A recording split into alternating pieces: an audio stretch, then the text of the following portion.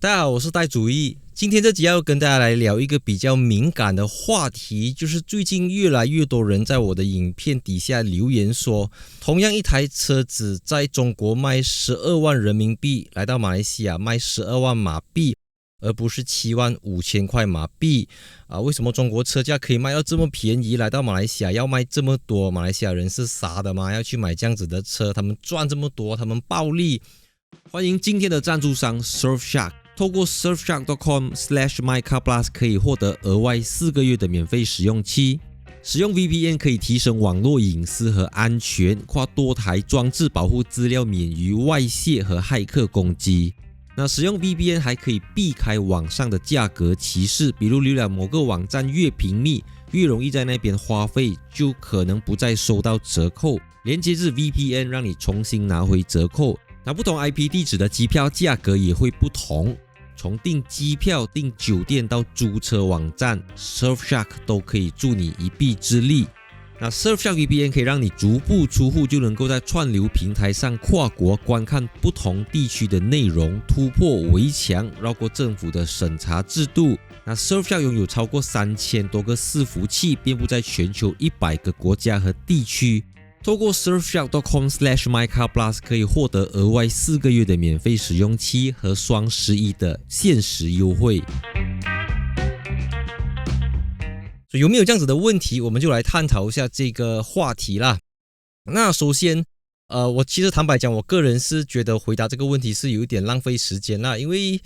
怎么讲，我觉得利润这种东西，就是我记得我中学的时候我们中学匡柔中学有贩卖部的嘛，所以我们贩卖部里面就会卖一些笔啊、尺啊、活页纸啊、一些作业簿等等。那这个贩卖部里面卖的东西都会比外面的书局便宜，比外面的文具店便宜。那我第一次听到薄利多销这个概念，就是在学校的贩卖部，因为老师跟我们讲，贩卖部卖的东西虽然利润少，但是他卖的东西多，薄利多销。那用在中国市场也是这样子啊，你看你卖50两。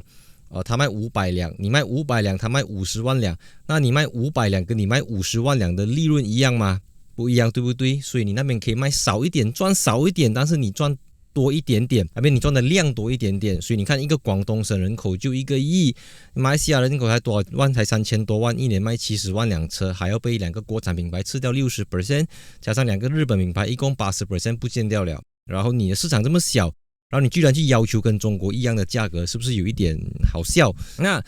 如果这个逻辑成立的话，照理来讲 中国的 iPhone 应该要比较便宜，中国的任何东西都要便宜，因为市场大嘛。但实际上隐藏在背后更大的问题，就是因为中国的汽车市场已经进入到一个非常严重的竞争。甚至到恶性竞争啦，中国人习惯叫内卷的情况，也就是说，每一家车企他们赚的钱的利润越来越低，甚至有一些品牌有一些车型是亏着来卖的，卖1辆赔1辆，卖1辆赔2辆，然后再靠地方政府或者是中央政府的一些补助政策来勉强去过活这样子。那这个利润到底有差到什么情况呢？在2024年9月刚刚过去，中国的整体的这个汽车利润率已经下跌到3.4%，总利润呢比同期下跌了28.5%。也就是说，现在正常来讲，卖一台车子的这个利润率大概在5% 到10%，平均啦，我不是讲所有人都这样子。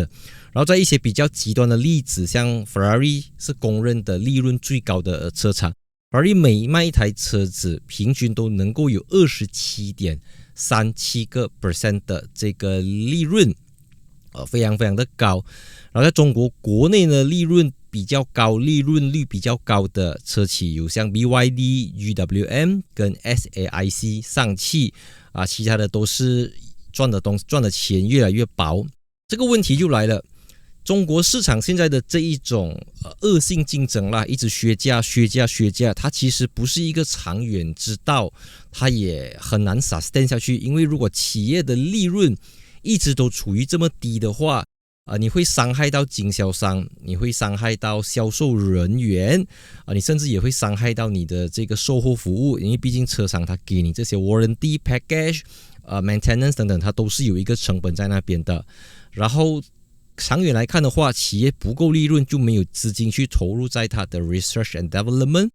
它的研发等等，研发新的引擎、新的变速箱、新的电池技术、新的自动驾驶辅助系统等等，包括设计等等，这些全部都是需要金钱。那这个还是比较 positive 的。我们讲到比较黑暗的，当企业的利润不足的时候，他们又没有办法生存的时候，他们就会从工厂那边、从生产线那边下手，轻则导致那种什么偷工减料啦，然后再往上面一点，它可能在设计方面去 cut cost。所以，这个中国汽车市场它普遍低利率，他们才可以卖到这个价钱。所以你现在马来西亚人去拿这个价钱来比，我觉得是不实际啦。真的，我其实有时候我不明白为什么那些人要这样来比啦。他可能据我观察，那些人可能是没有出来社会工作，还是甚至也没有买过车，没有驾照。因为你知道吗？你正常来讲，你在马来西亚，你赚马币，你缴马来西亚的税，你给马来西亚的 EBF， 你打马来西亚的汽油，你跟马来西亚的银行贷款，你享受马来西亚的房价，在马来西亚生活，你为什么会这样拿中国的车价来比？你直接去那边住不好咩？我的意思是，如果你真的这么喜欢中国的这个低车价啦，就像我也不会有事没有事一直拿新加坡的车价来比嘛。大家知道新加坡用车证一张可以去到新币5-6万块，然后新加坡买一辆 Toyota Corolla 可能30万40万马币都有可能的啊。可是你们不会去比的嘛，因为它其中牵涉到很多客观因素啊，就是可能新加坡你也不需要开车，你有个很好的这个公共交通设施等等。所以我觉得拿中国的车来比是没有什么可比性的啦。然后你又不能够买的哦，你不是买淘宝，你说哇这个东西马来西亚卖这样子的钱，淘宝卖很便宜，我去淘宝买咯。海运、空运我买回来自己组装，对不对？它不是家私的嘛，它不是一张桌子，它不是一个什么，它是一台车子。那为什么你不能够直接买中国的车来马来西亚？我们撇开说左舵右舵的这个条规上的不同之外，最重要的是你买一台车子。可能在前期你需要跟银行贷款，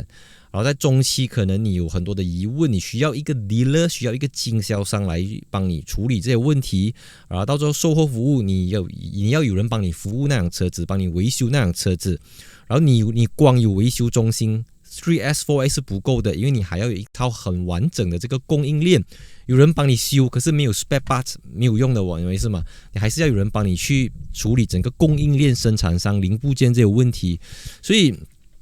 很多人还在讲马来西亚买中国车很贵啦，为什么不能卖跟中国一样的价钱？它不能，我们就是不能够跟中国卖一样的价钱，因为你不是中国。第一，你没有这样子的体量；第二，中国的车是 left hand drive 左驾版本的车来的，我们是右驾版本的车子来的。那日本车企，日本本来就是一个右舵市场为主的，然后日本在印尼、泰国等右舵市场已经有，包括印度、南非都有一定的市场，所以他们生产一个右舵的车子的成本跟中国车企，他们已经习惯了在中国国内销售左舵车，他们出口的市场俄罗斯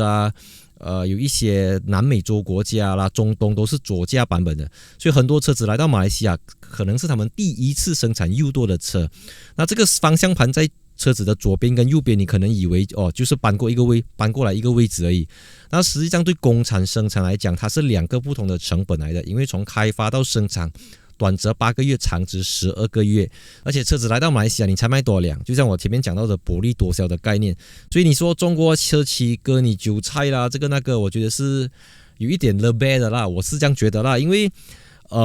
我觉得中国车企在马来西亚，我更加重视的是他们能不能够 survive， 他们能不能够生存下去。因为车你买来不是像手机这样子，可能1-2年、2-3年，你短就是用5年，长可能用7-8年、10年、15、20年的。所以，与其你去一直要讲你要卖跟中国国内的价钱，你倒不如去关心说他能不能够履行他给到你的 warranty。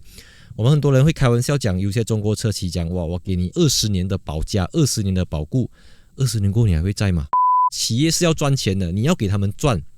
OK， 合不合理？这个市场会有一个答案。我们是一个自由市场相对自由的市场。你一直在网上去写这些东西 ，for what？ 你要你就买，你觉得不合理你就不要买咯，就是这么简单嘛，好吗？你可以去比车价，你可以去比 spec 你可以去比如说 Chery、Honda、Toyota、GWM、SAIC 上汽，你可以去比，这个是消费者的一种权益来的。但是如果你一直拿中国的车价来比，我觉得 come on 啦。你知道吗？你说汽油车的话，你看一辆 Honda Civic Type R，日本可能卖160千马币，这边卖400千，因为你要知道进口税。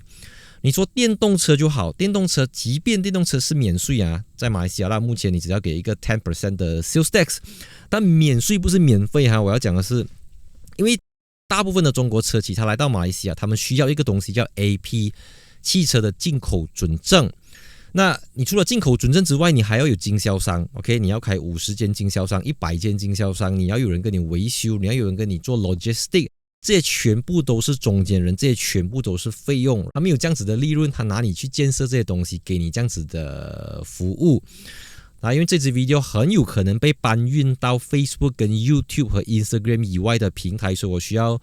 在这边重申一下，我是一个马来西亚人，我的面向的群体是马来西亚的中文观众，讲中文的他不一定是中国国籍的人。他才讲中文，讲中文的可以是马来西亚土生土长的马来西亚华人或者马来西亚会中文的公民 ，OK， 它是不同的。就像讲西班牙话的人，他不一定是西班牙人，他可以是墨西哥人，可以是阿根廷人，他可以是任何南美洲国家的人。所以我讲的这些东西都是建立在，因为现在马来西亚有越来越多的中国汽车品牌，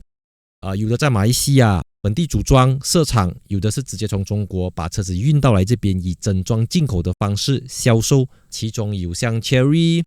吉利、宝腾，吉利算是半个国产车啦，半个国产品牌再来有 GWM、长城汽车、SIC、上汽BYD，